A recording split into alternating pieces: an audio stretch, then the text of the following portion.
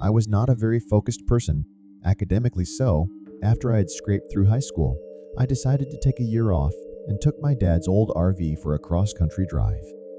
The routine was very simple, and my days fell into a predictable pattern. I drove when the sun was out, and when it became dark, I would stop at roadside mom and pop shops for quick meals before falling asleep in the ERV itself. Most days, I was careful to fill up on gas during the day because I did not want to be stranded with a broken down car in the middle of nowhere in the dead of night.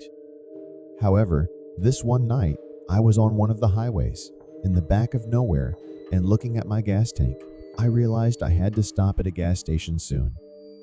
I always found it fascinating how the exact same place that looks so nondescript and harmless can feel so spooky and unnerving in the dead of night. This gas station I stopped at gave me the exact same feeling. A deathly kind of silence, a bunch of self-service tanks, and absolutely no other vehicles in sight, not even a human. The entire place gave me the creeps. I went to one of the tanks and filled up on the gas quickly. Right next to the station, there was a self-service food kiosk. I plugged in a couple of coins, and a few chocolate bars fell out. The quiet was so unsettling, I couldn't wait to get out of there. I inserted my card at the machine counter. 5 seconds later, a message flashed. Card declined. Please try another card or go talk to the cashier inside. I inserted my card thrice more, and the same thing happened. The last thing I wanted was to go inside, but it seemed like I had no choice. When I walked in, there was nobody at the counter. I asked if anyone was there. The sound of my own voice startled me. No answer for half a minute. Hello? I tried again. 2 minutes passed, and nothing happened. I walked to the back of the gas station, and for a brief moment, I saw the silhouette of a man. Quite tall and dressed in an oversized hoodie, but that was all I could make out. I wondered if this was the cashier. He was standing quite still and seemed to be smoking a cigarette. I waited another 5 minutes, and still nothing. Getting rather impatient, I dropped a couple of dollar bills on the counter and was about to leave when I saw the man again, seemingly running towards me. My heart beating rapidly, I dashed to the ERV and started it. He followed me for 100 yards, his arms swinging wildly by his sides, before his silhouette disappeared into my rearview mirror. The next morning, I stopped at the first police station I could find to report this extremely weird incident. An officer asked me which highway it was that I was driving on, and I said 72.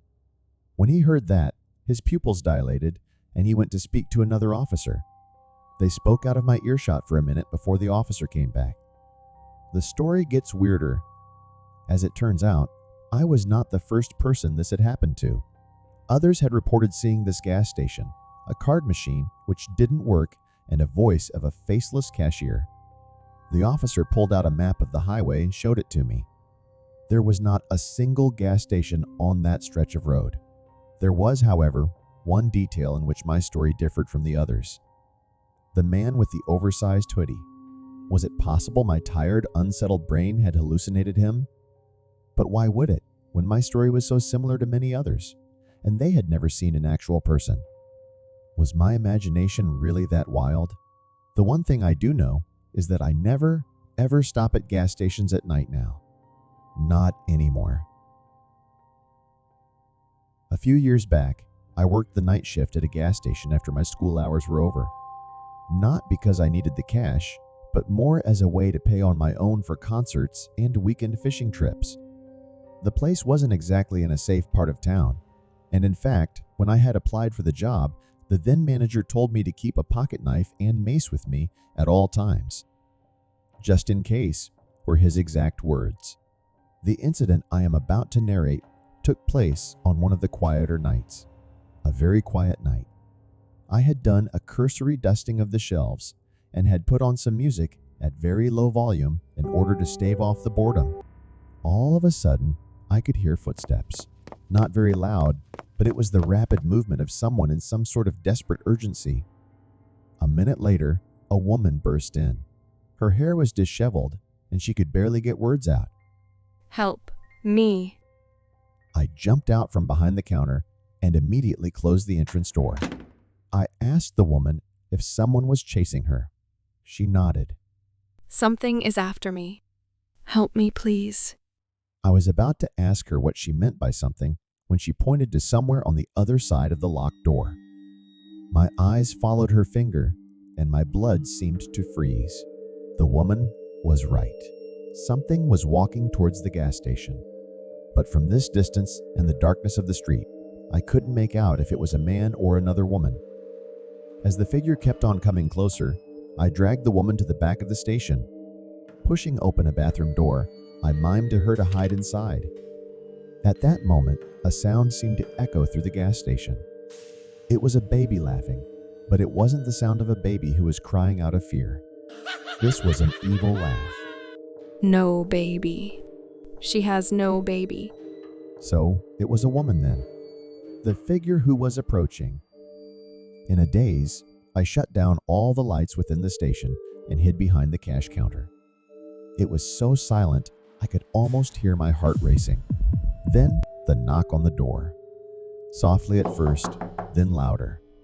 In the dark, I couldn't make out much of what she looked like, except for hair that fell over her face, and something dripping from her left shoulder that had to be blood.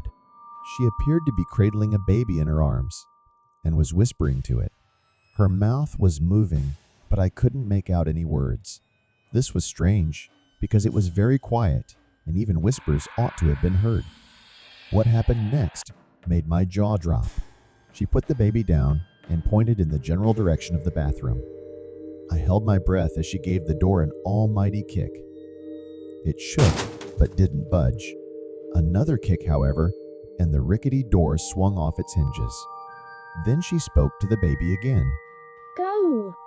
This was no baby. It couldn't have been. I watched in horror as the baby walked quickly towards the bathroom door. I couldn't see any more of what was happening, but a couple of minutes later, the baby came back, shaking his head. The woman spoke again, whispering she would get them next time.